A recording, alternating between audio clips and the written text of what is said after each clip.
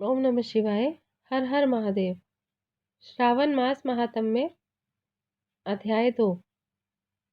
इस अध्याय में सुनिए श्रावण मास में विहित कार्य। ईश्वर बोले, हे महाभाग, आपने उचित बात कही है। हे ब्रह्मपुत्र, आप विनम्र, गुणी, श्रद्धालु तथा भक्ति संपन्न श्रोता हैं। हे अनघ, आपने श्रावण मास के विषय में विनम्रता पूर्वक जो पूछा है उसे तथा जो नहीं भी पूछा है वह सब अत्यंत हर्ष तथा प्रेम के साथ मैं आपको बताऊंगा। द्वेष ना करने वाला सबका प्रिय होता है और आप उसी प्रकार के विनम्र हैं, क्योंकि मैंने आपके अभिमानी पिता ब्रह्मा का 5वां मस्तक काट दिया था, तो भी आप उस द्वेष भाव का त्याग कर मेरी शरण को प्राप्त हुए हैं। अतः हे तात, मैं आपको सब कुछ बताऊंगा। आप एकाग्रचित्त होकर सुनिए।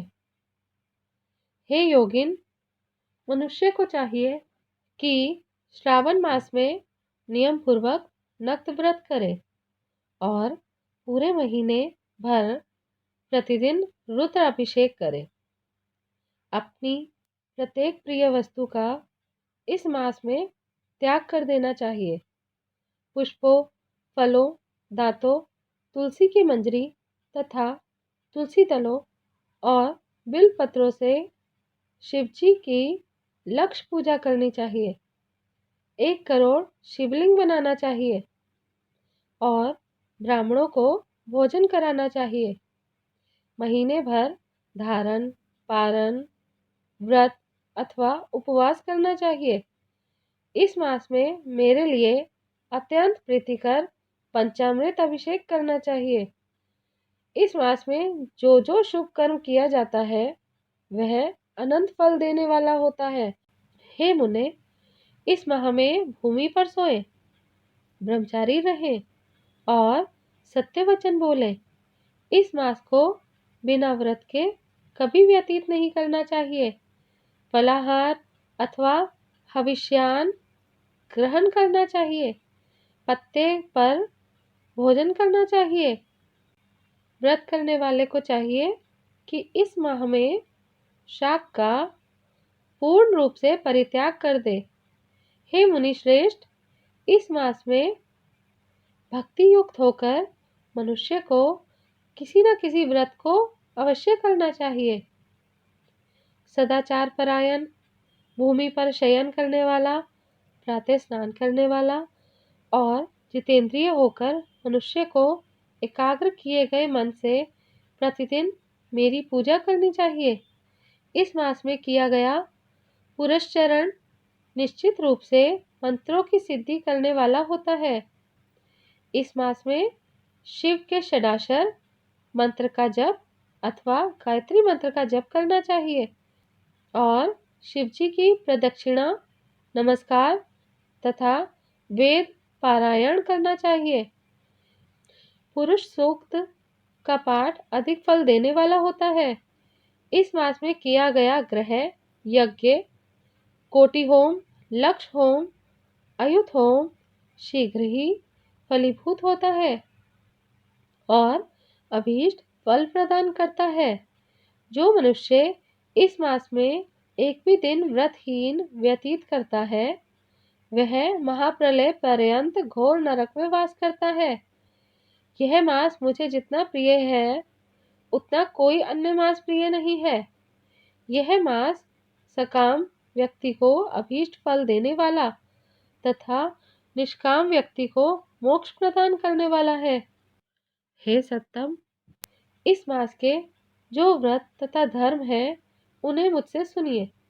रविवार को सूर्य व्रत तथा सोमवार को मेरी पूजा व नक्त भोजन करना चाहिए। श्रावण मास के पहले सोमवार से आरंभ कर 3.5 महीने का रोटक नामक व्रत किया जाता है। यह व्रत सभी वांछित फल प्रदान करने वाला है। मंगलवार को मंगल गौरी का व्रत, बुधवार व बृहस्पतिवार के दिन इन दोनों वारों का व्रत, शुक्रवार को जीवंतिका व्रत और शनिवार को हनुमान तथा नरसिंह का व्रत करना बताया गया है। हे मुने, अब तिथियों में किए जाने वाले व्रतों का श्रवण करें। श्रावण के शुक्ल पक्ष की द्वितीया तिथि को औदुंबर नामक व्रत होता है। श्रावण के शुक्ल पक्ष की तृतीया तिथि को गौरी व्रत होता है।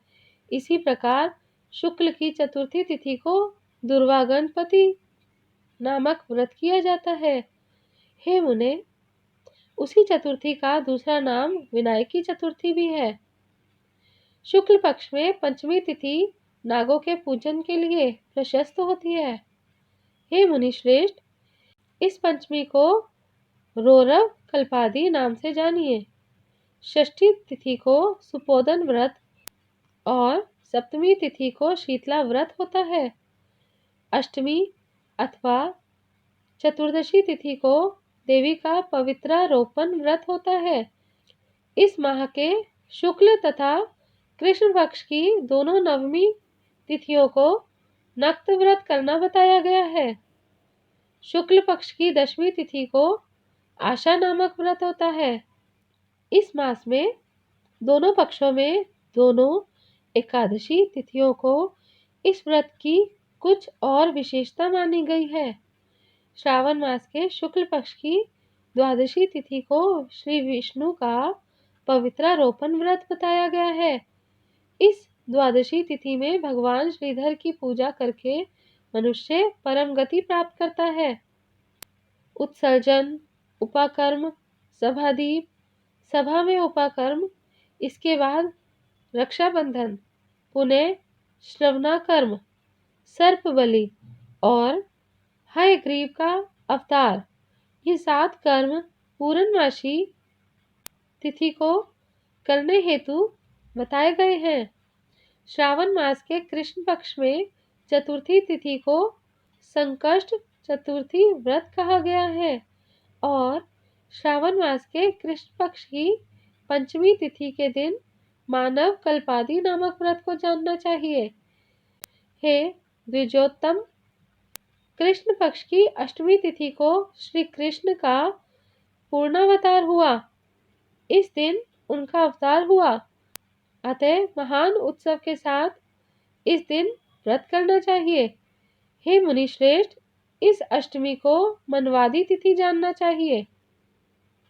श्रावण मास की अमावस्या तिथि को पिठोरा व्रत कहा जाता है। इस तिथि में कुशों का ग्रहण और वृषभों का पूजन किया जाता है। इस मास में शुक्ल पक्ष की प्रतिपदा तिथि से लेकर सब तिथियों के पृथक पृथक देवता हैं।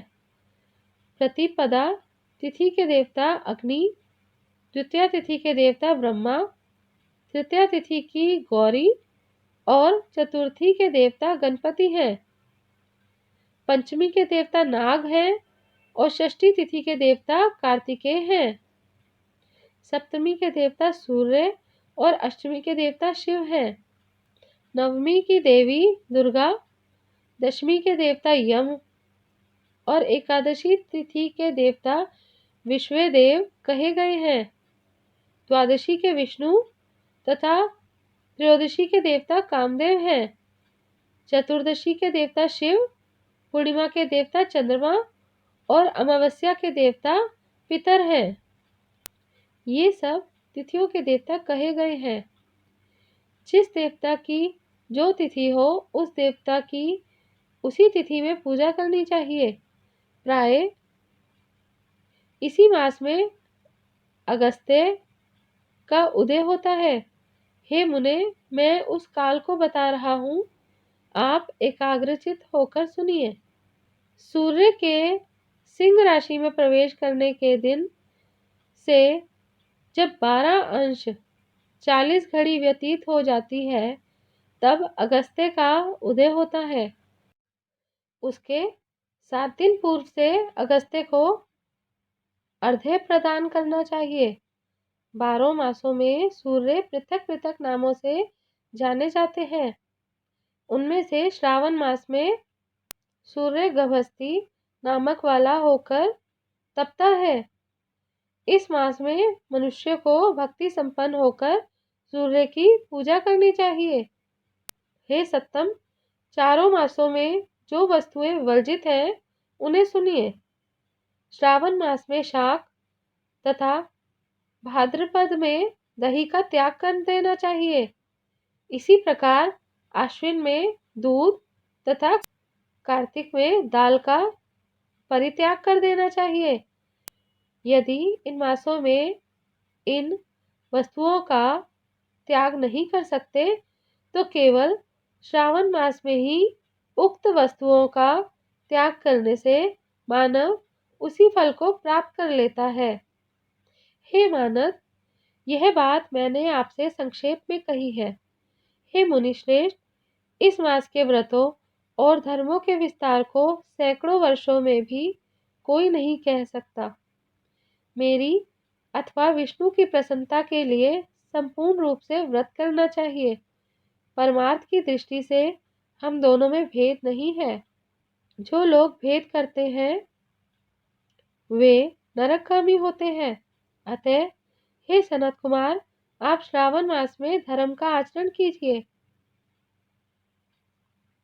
इस प्रकार से ईश्वर सनत कुमार संवाद के अंतर्गत श्रावण व्रतों द्वेष कथन नामक दूसरा अध्याय पूर्ण हुआ। ओम नमः शिवाय। हर हर महादेव।